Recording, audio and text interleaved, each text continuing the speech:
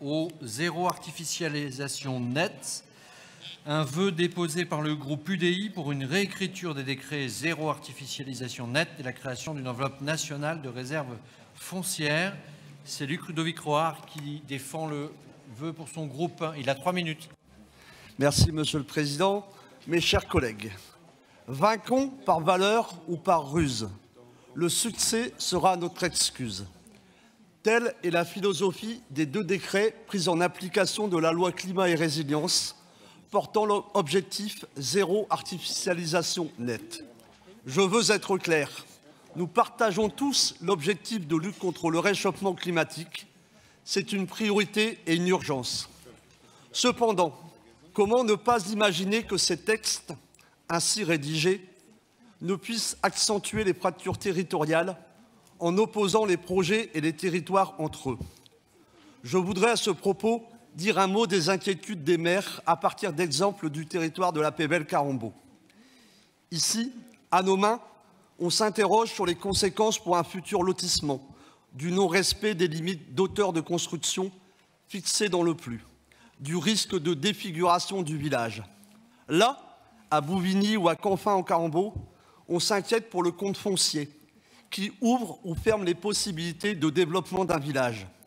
Quelles conséquences pour la vitalité de nos communes, pour le tissu économique comme pour les écoles, pour le commerce comme pour la démographie de nos villages. Ailleurs, les maires s'inquiètent du développement économique, de la réindustrialisation érigée en priorité régionale.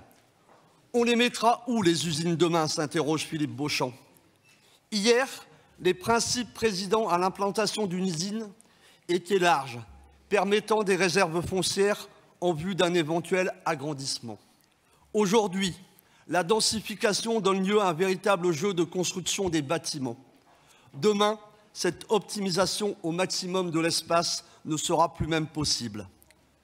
Faudra-t-il construire des usines en hauteur, au prix d'investissements supplémentaires et du creusement de fondations plus profondes? L'utilisation des friches, certes nécessaire, n'est pas toujours la solution idoine. Outre la dépollution à grands frais, quid de la répartition de ces friches sur le territoire, de leur présence en centre-ville? Dans notre région, où la population continue d'augmenter, comment faire pour que demain, tout le monde ait du travail?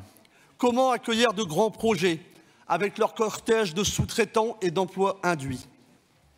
Pionnière en matière de Green New Deal, avec REV 3 présidé par Frédéric Motte, la région doit donc affronter un péril nouveau, à savoir l'intégration dans le comptage régional de projets d'envergure, telle l'entreprise Vercors à Dunkerque.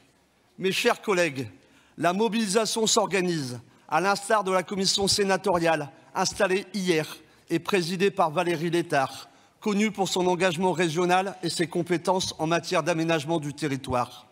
Comme le disait il y a quelques mois notre président Xavier Bertrand, la France ne peut pas être mise sous cloche. Pour toutes ces raisons et celles évoquées dans le texte de l'UDI, je vous invite à adopter ce vœu. Je vous remercie.